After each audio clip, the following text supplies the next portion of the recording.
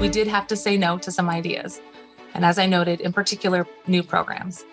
But we have worked to find common ground, and I am hopeful that this sets the foundation for future dialogue to happen with community members, our council, and the executive to come. A recurring theme on this podcast, we begin with the words of Seattle City Council Budget Chair Teresa Mosqueda, who's put together a balancing package for the council after a major decline in the city's revenue.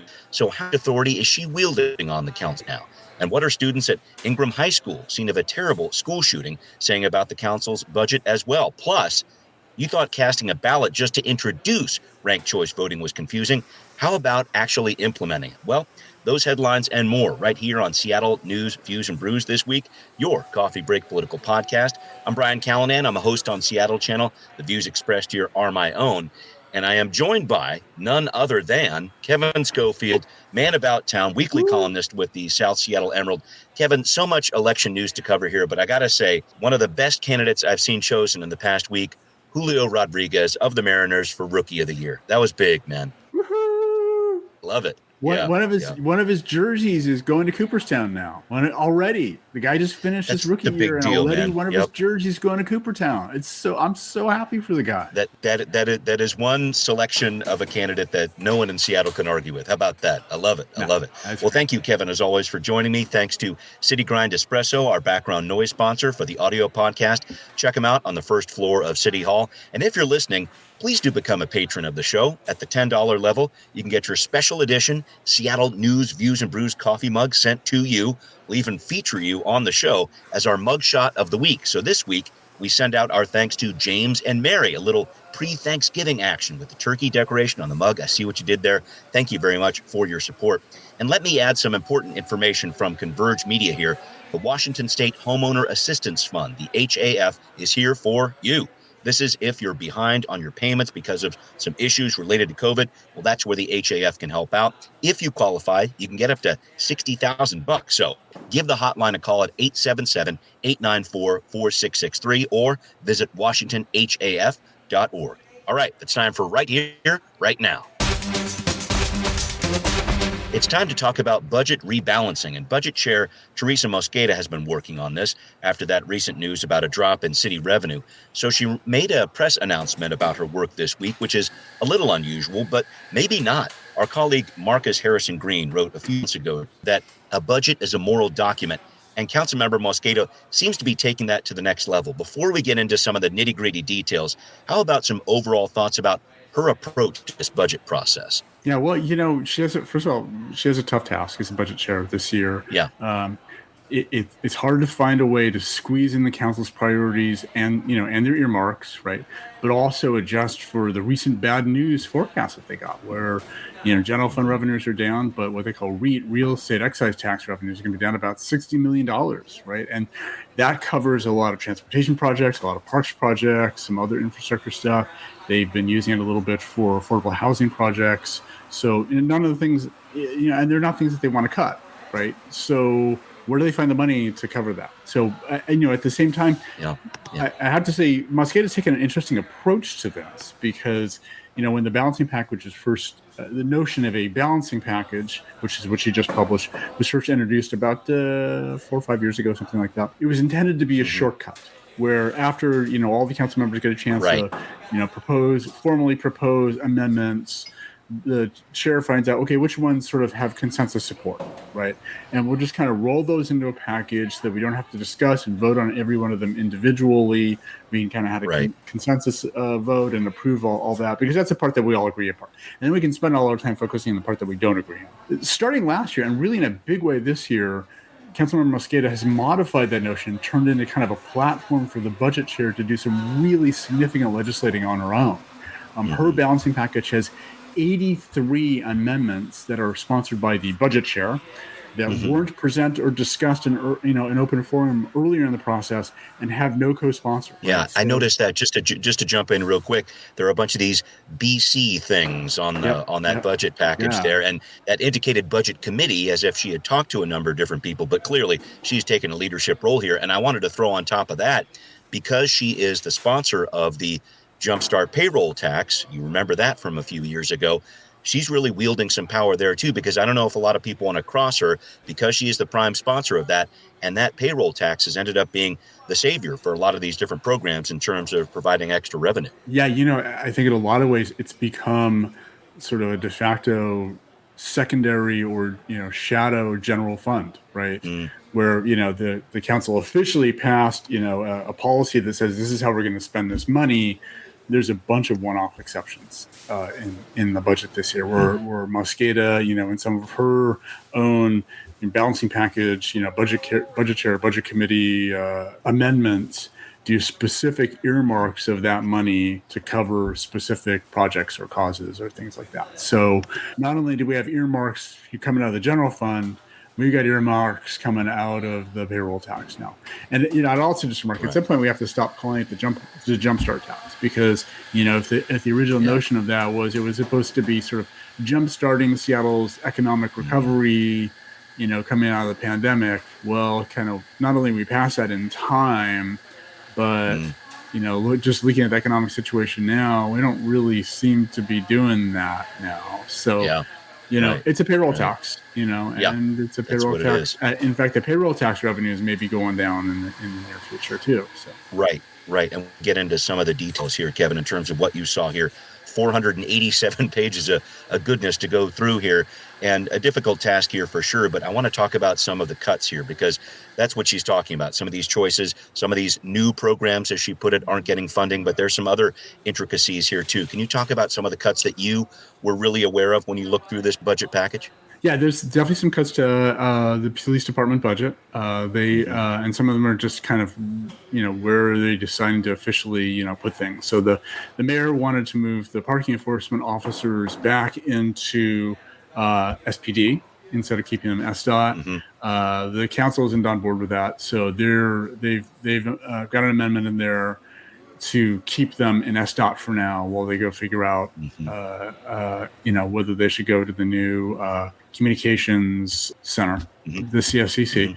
There's the mayor also wanted to expand the unified care team, which some people I think fairly accurately are describing as kind of the new navigation team, to handle both outreach and sort of the logistics of cleaning up unsanctioned homeless encampments. The council is cutting that back and moving the outreach dollars over to the King County Regional Homeless Authority, Seattle's sort of contribution to their budget. But, the Regional Homeless Authority has not been excited about doing outreach on the day of encampment removals. So, the council can put the money over there, but that doesn't mean it's going to get spent on outreach for that. So I think there's probably going to be a fight down the line there. They cut $1 million that was to go to one of the mayor's pet projects, which is to deploy ShotSpotter in several neighborhoods around the city. So they cut that. Recruitment and retention program money for SPD. So a bunch of cuts to SPD. Let's see. As you mentioned before, the REIT revenues are coming in low this year. So there's a bunch of cuts to SDOT and parks programs that were funded by REIT. They've in ads, they've added $4 million to continue supporting the LEAD program, increase the vehicle license fee by $10, and that will hopefully continue to fund some transportation projects that need to happen. There's no other big tax increases in there. This process isn't done. By Wednesday this week, the other city council members have one last chance to submit amendments. So it's going to be hard at this point because, any amendment they submit has to be self-balancing. Yeah, I did want to talk about one small piece here, a small budget add, $1 million this year going into mental health services for Seattle schools. This comes on the heels of demands from students from Ingram High School, other high schools around our area. They staged a walkout early this week, went to Seattle City Hall to demonstrate after that awful, deadly school shooting at Ingram last week. The money from the city's proposed budget would go into the city department that interacts with the Seattle School District. But this gets complicated really quickly here, Kevin. The city is not going to provide nearly the amount of funding these students were asking for more counselors, more safety measures in their schools. What's at play here? Well, yeah, this is complicated. If you spend some time, tracking Seattle sort of government things, you quickly realize that there's a bit of a disconnect because the Seattle school district is not under the city of Seattle government. It's a completely parallel, separate organization, right? So, and this has been, a frustration for the mayor and for the city council, sort of on an ongoing basis. That sometimes they want things to happen in the schools, and they end up sort of passing their own funding for little things to kind of work around the periphery. And this is one of them, right? So, they can't decide what the funding is for or how many teachers are hired or all that stuff. But, can they fund more school buses? Can they fund more mental health services like this? So they want to put a little bit more money in this year, not as much as the students have demanded, but a little bit more.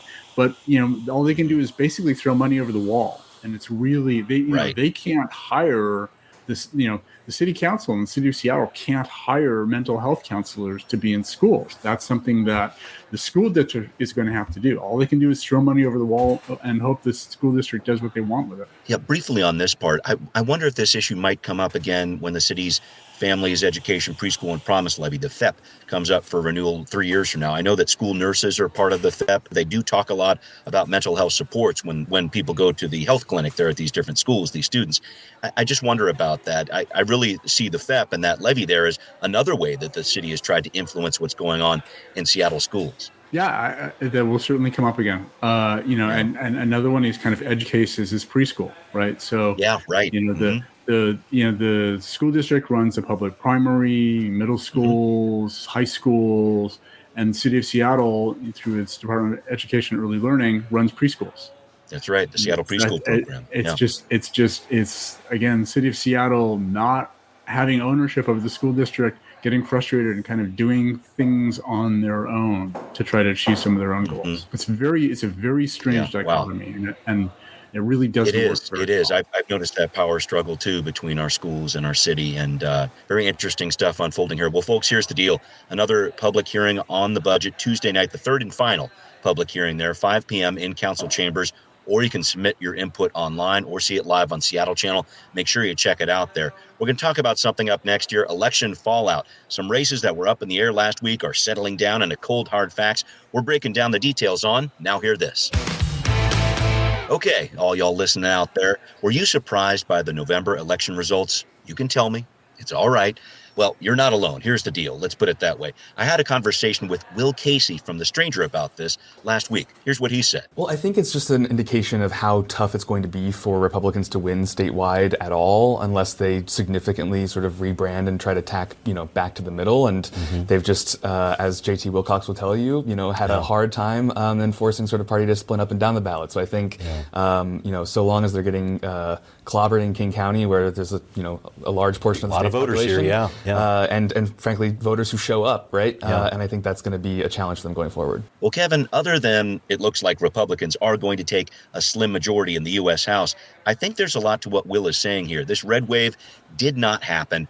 How did you see that playing out locally and statewide? Well, yeah, so statewide, and one of the things we're hearing now is now that all the votes are being counted, it's kind of going the opposite here, that we're seeing a lot of the swing states in the country where it was predicted a week ago that Democrats were going to pick up a number of seats in both state houses. And now it's actually not looking like it. They're picking up a few, but it wasn't nearly the blue wave that people thought had happened a week ago. But there's a lot of, looking locally and looking at some of the federal races. It's turned out to be an interesting blue wave here. So Kim Schreier in the larger King County area has done better than everybody thought that she would do. In the 8th district, Blue Camp Perez down in the 3rd district has won now against Joe Kent. That was definitely a surprise. Blue. Nationwide surprise on that one, Nationwide surprise, locally, I think one of the really interesting ones to look at is this whole, are we going to change our voting system to ranked choice or approval voting? Can we hold on that one for a second? I wanted to split that one out. I did want to talk about a prosecutor's race. I really saw this as an interesting movement, too, between maybe the more moderate, even conservative viewpoint that we really saw from Seattle voters, I think, last year in the election, with the election of Ann Davis and Bruce Harrell, for that matter. And that conservatism or moderatism, whatever you want to call it, really didn't seem to play out here with the prosecutors' races. Some thoughts on that one? Well, yeah. So, I spent a lot of time looking at the demographics of the return ballots over the last week, kind of watching from, the early days, 2 weeks before the election, all the way up to day of. And just like, we've been hearing about how young voters came out, nationwide in larger numbers, they came out in a little larger numbers here in Seattle. It was a few percentage points higher. But it was sort of equally strong in the rest of King County, if not a little bit stronger. Even it was a couple percentage points more for looking at what was the percentage of the overall ballots that came from like under 35 voters. It was a little stronger in the rest of King County than it was in Seattle, and maybe that's just because there was already kind of more younger voters, and Seattle as a whole is already younger. So I think in some ways that kind of affected the King County prosecutor race and potentially Kim Schreier's race, right?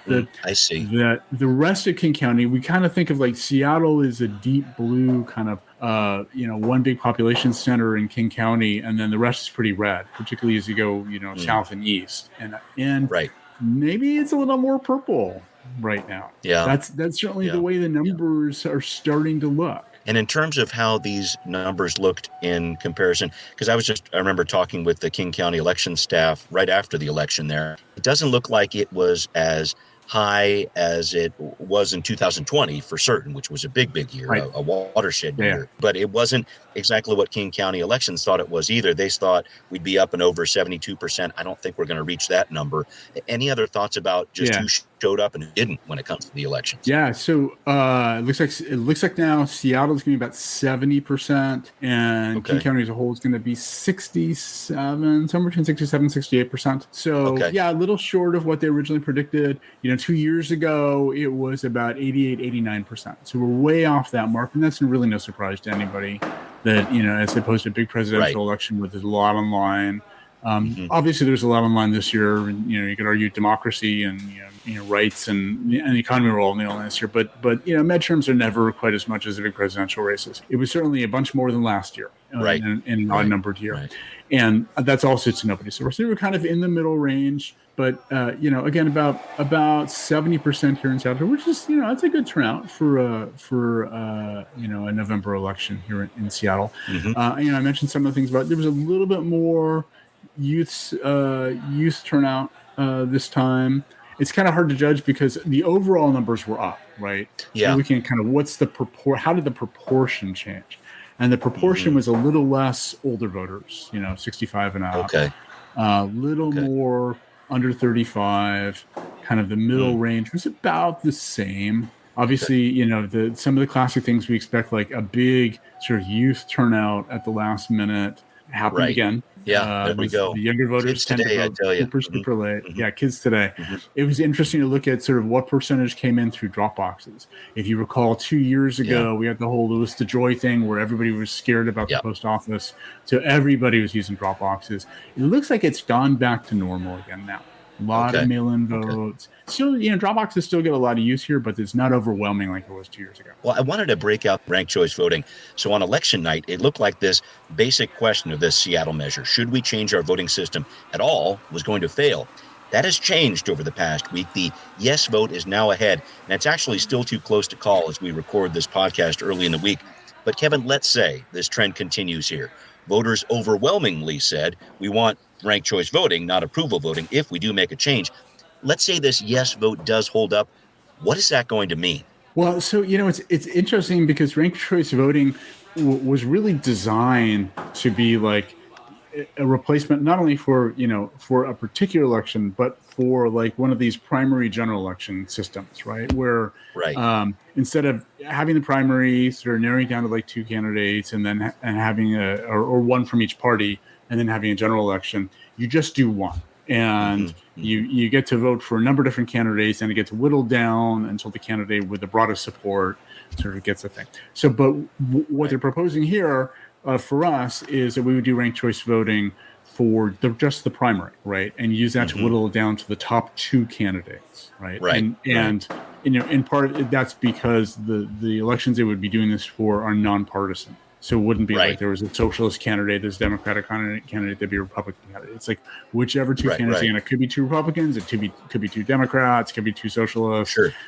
Whichever two get the highest number of votes are the ones that would move on. So that's a bit weird just to kind of start with that. But, you could also say that's probably a good thing, though, because, we've seen in some of our races, like with the mayor's race last time, we can start with 10, 20 candidates, right? And with 20 candidates, you try to have, as you know, from hosting a number of candidate forums, you can't have a candidate forum with 20 candidates, right? Everybody gets 2 minutes at the end. It still takes an hour and a half. No, at the end of it, you don't really know anything more about anybody about this. So to be able to narrow it down in a primary to 2, and then actually have a conversation with those 2 through the general election cycle, could be a lot better. The conventional wisdom is that ranked choice voting favors candidates of broader appeal. And that most often translates into more moderate and centrist candidates. So is ranked choice voting going to push Seattle towards more moderate elected officials? Could that be trouble for somebody like Councilmember Sawant, right? Well, it's not going to get implemented in time for next year. So the 2023, if Sawant decides to run again, it won't matter for that. But probably sort of the one after that, it will matter for, assuming we do, in fact, enact ranked choice voting. Because it sounds like 2027 would be the first year that ranked choice voting would actually go into effect. I will say also King County is working on this. They might introduce some legislation next year to talk about ranked choice voting on a county level. Also, the state has been working on this for the past 7 years. They've had this local options bill where different jurisdictions can actually make these choices to hold a different type of election, like ranked choice voting, etc. On the flip side of that, I should also point out Clark County, San Juan County had ranked choice voting on the ballot, and overwhelmingly in both cases, 57% plus of the voters said no on that. So a lot going on with this piece. So we're going to keep an eye on that. But I wanted to talk about something coming up here. So remember when your mom told you those video games are going to rot your brain? Well, now I say that to my kids, so that's very accurate. But Kevin wrote a very interesting piece on this in the South Seattle Emerald. It's our gem of the week. All right. I blame most problems I have in my life to my constant connection to my Atari 2600. When I was a kid, after playing Combat, I dreamed of a day I could chase after another person in a maze, riding a tank, and take out their tank by bouncing off of 3 different walls. So there's the proof that my brain is definitely rotted out here. But in all seriousness, you wrote a story in the South Seattle Emerald that's actually based on a real study to look into this question. Tell us about what you found, this relationship between video games and kids. People talk about it a lot. What's going on? Oh, yeah. This has been a raging debate since you and I were kids. Like, do video games rot kids' brains? And, and of course, it's important to put a historical context on that, right? Before we said that about video games, we said that about TV. We said that about radio when radio was first introduced. Like, oh no, people should be reading books. You don't want to read radio. And even when books were introduced, there were adults who said, "No, that's going to rot kids' brains." Right. So, so there's a long and glorious history of these kinds of questions. Like, oh my God, is this going to be bad for kids? Right. So a little while back, a group of researchers got funding to create this thing called the ABCD study, the Adolescent Brain Cognitive Development Study, where they're collecting data. They've enrolled several thousand children, and starting at age 9 and 10, and they are giving them they're creating a database for them, including sort of a battery of different kind of mental tests, demographic information, and they're doing MRIs on this. They can actually take a look at how their brains sort of are developing over time, and they can sort of keep going back and collecting more data over time as they go through their adolescence and kind of see what happens to them. Now, this is another one of these great sort of treasure chests of data that you can use to do a whole lot of different kinds of studies on this. So there's a set of researchers from University of Vermont who pulled the sample out of this ABCD study to look at, based on which of the kids play video games, which don't, and what difference do we see from that? And they found on at least a few of the cognitive measures of sort of their ability to get tasks done and their hand-eye coordination and respond to commands and things like that, the gamers had more developed skills, right? But they also found, sort of on the behavioral side, that they had higher levels of attention deficit disorder, aggressive behavior, depression, So it's kind of a mix. Yeah, and just to jump in here, the whole challenge with this, and I know you love your data, and you were about to bring this up, and I can see your wheels moving there. That whole idea of, does the video game actually cause, or is it just a correlation? That's still a difficult question here, I think. Yeah, that's always a tough question with research studies is, is one causing the other? But the nice thing about this being kind of a long-term study is they can probably figure out some of this, because, some of the kids who, at the baseline at the start of this aren't playing video games will start playing video games over their adolescence, right? And so then as that happens, they can say, okay, well, compared to the ones who don't play video games now and don't start playing video games, do their cognitive skills develop? Or do they develop more mental health issues? Or, is it the flip side? Is it that people with naturally more developed cognitive skills get attracted to video games because they're better at them, right? Or is there something about video games such that people who may be more inclined to behavioral issues get drawn into them, that they give them, some particular kind of feedback that is positive for them? So this, again, the benefit of long-term study is they can look at that, because once they see, if you just take a snapshot in time, it's hard to develop the causality. But if you watch over time, you can see, okay, they start playing video games, and then these other things start happening. Right. I'm fascinated to learn how this one turns out over time here. It is time to wrap up here, Kevin, but I did want to ask, you did a little work in looking into the flu numbers that are really concerning this year, and I just wanted to pass that along. Some data there that's not too good from a health standpoint. Yeah, it's just we're right at the beginning still of the flu season, and it's starting to pick up, and it's picking up faster than on an average year, right? And so, as we talked about before, the worry is because, we all hid for the last 2 years because of COVID.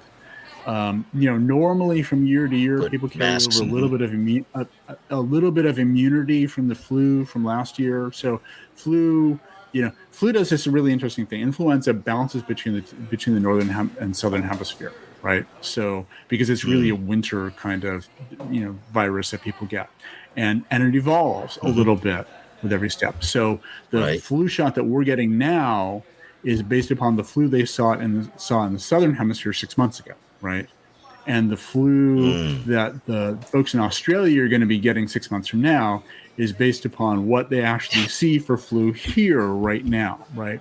So there's this constant slow evolution of flu that happens as it bounces back and forth between the northern and southern hemisphere, right? And we're always trailing it a little bit, but not too bad.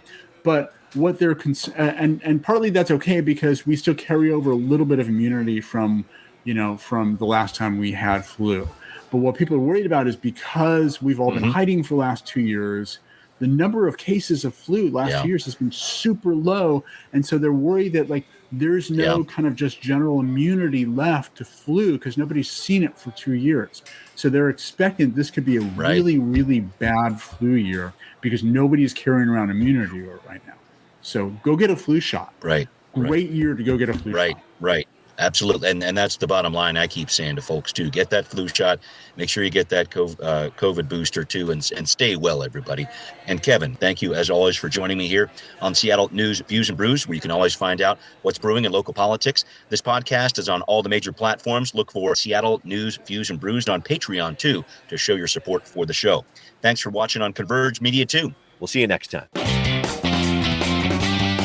Seattle News, Views, and Brews is an independent production of Callanan Media Services. Copyright 2022.